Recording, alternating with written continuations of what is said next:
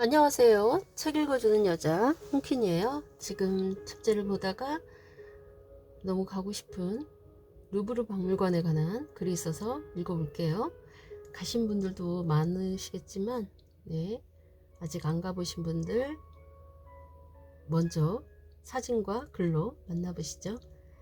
제목은 요새에서 궁전으로, 궁전에서 박물관으로, 여기가 곧 인류의 역사.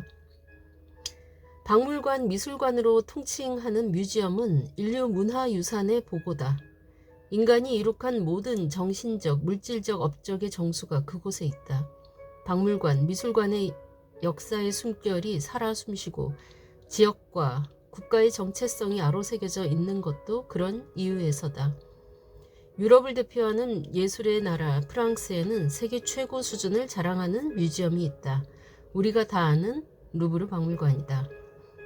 파리 한복판에 있는 루브르 박물관은 단순한 하나의 뮤지엄이 아니라 세계적인 관광 명소다. 루브르는 프랑스의 자존심을 넘어 인류 문명과 예술적 성취가 총체적으로 집약된 위대한 문화유산이기 때문이다. 고대에서부터 중세와 르네상스를 거쳐 근현대에 이르기까지 인류의 발자취를 루브르 박물관 곳곳에서 생생하게 확인할 수 있다. 소장품의 규모에서 루브르 박물관은 세계 최고 수준이다. 4대 문명의 탄생과 관련된 고고학적 유물을 비롯해 고대 그리스, 로마, 이집트 예술과 기독교 문화 전성기를 음미할 수 있는 서양 문명과 중세를 거쳐 르네상스 예술에 이어 근현대 미술까지 무려 48만여 점의 방대한 컬렉션을 보유하고 있다. 루브르의 컬렉션은 질과 양에서 타의 추종을 불허한다. 압도적인 컬렉션에 어울리게 관람객 수에서도 세계 정상급이다. 2019년 초 깜짝 놀랄만한 뉴스가 외신을 타고 전 세계에 타전됐다. 단일 뮤지엄으로는 사상 처음으로 한 해 1000만 관람객 시대를 열었다는 내용이었다. 뉴스의 진원지는 루브르 박물관. 박물관 측이 발표한 자료에 따르면 2018년 1년 동안 무려 1020만 명이 찾아 연간 관람객 1000만 명 돌파라는 이정표를 세웠다는 것이다. 프랑스를 찾는 사람이면 누구나 루브르 박물관을 방문한다는 명성을 다시 한번 확인시킨 순간이었다. 루브르 박물관은 프랑스 왕실의 궁전인 루브르 궁전을 리모델링해 탄생했다. 모태는 루브르 궁전이지만 루브르 박물관의 역사는 12세기로 거슬러 올라간다. 프랑스 왕국의 7번째 국왕 필리프 2세가 12세기 말 강력한 왕권 확립과 외세의 침입을 방어할 목적으로 생강변에 구축한 성벽 형태의 요새가 루브르 박물관의 역사적 뿌리다.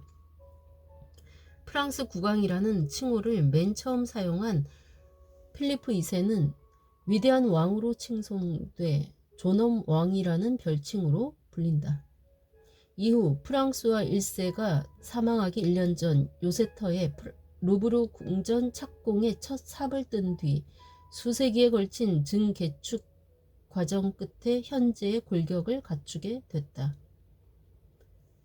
루브르 궁전은 1682년 프랑스 왕실의 전성기를 이끈 태양왕 루이 14세가 왕실을 베르사유로 이전하면서 궁전에서 전시관으로 성격이 바뀌었다. 이때만 하더라도 주로 왕실에서 수집한 미술품을 관리하고 전시하는 폐쇄적이고 수동적인 의미의 전시 공간이었으나 프랑스 대혁명 시기인 1793년 궁전 내에 국립박물관이 설치되면서 대중적인 뮤지엄으로 모습을 드러냈다. 특히 숱한 원정 전쟁에 나선 나폴레옹 1세 때 소장품의 규모가 급속도로 확장되면서 메머드급 박물관으로 거듭났다.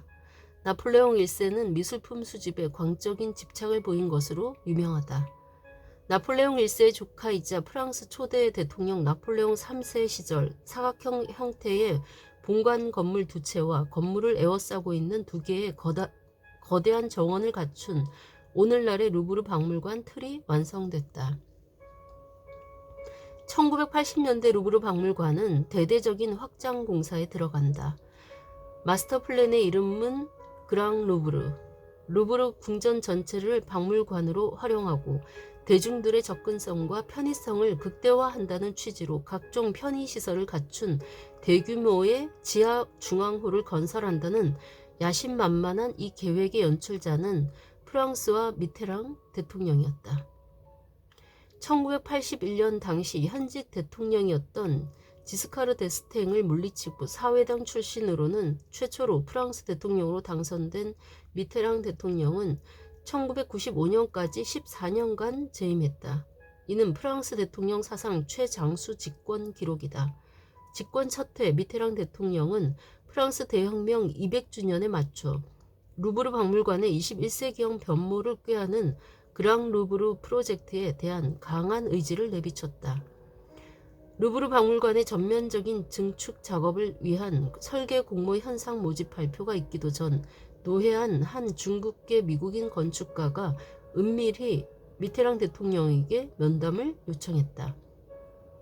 그 건축가는 자신이 비밀리에 만든 루브르 박물관 재정비 설계안을 미테랑 대통령에게 보여줬다.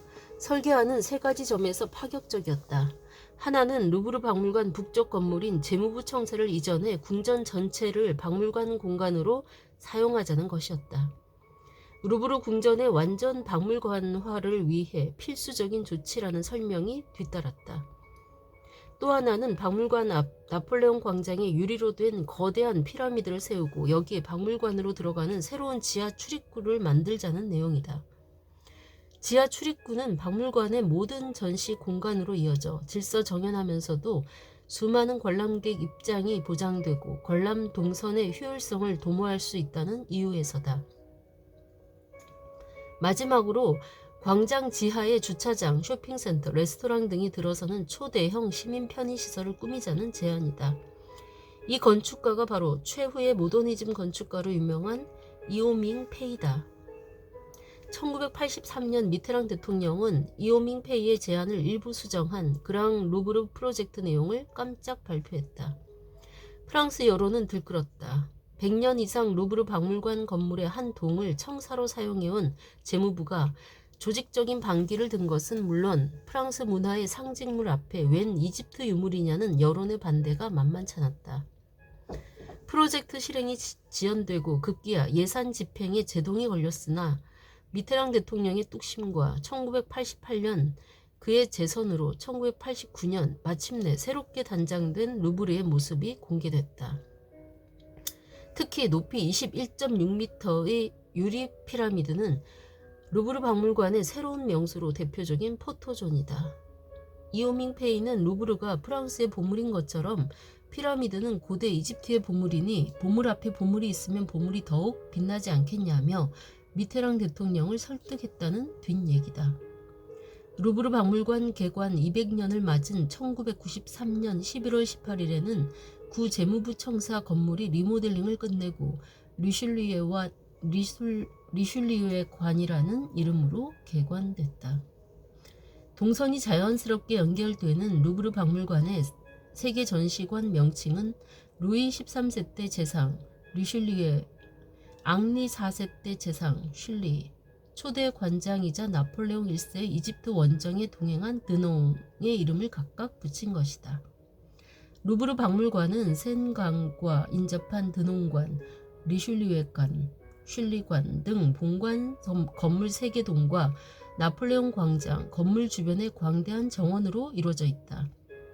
고대 이집트 유물과 근동 및 메소포타미아 유물, 그리스 로마 유물, 이슬람 유물, 중세 예술, 르네상스 미술, 회화, 조각, 장식예술, 소묘 및 탄화 등 고대에서 19세기에 걸쳐 모두 48만 2천여 점에 이르는 어마어마한 컬렉션을 보유하고 있다. 루브르 박물관의 관람 동선은 유리 피라미드 출입구에 설치된 에스컬레이터를 타고 지하 1층으로 내려가 그곳에서 남쪽의 드농관, 북쪽의 리슐리에관, 가운데 동쪽의 슐리관 중 한 곳으로 입장한 뒤 박물관 내부를 모두 관람할 수 있도록 유기적으로 연결된다. 2021년 3월 소장품 전부를 온라인에서 무료로 감상할 수 있는 누리집을 공개한 점도 화제를 불러모았다.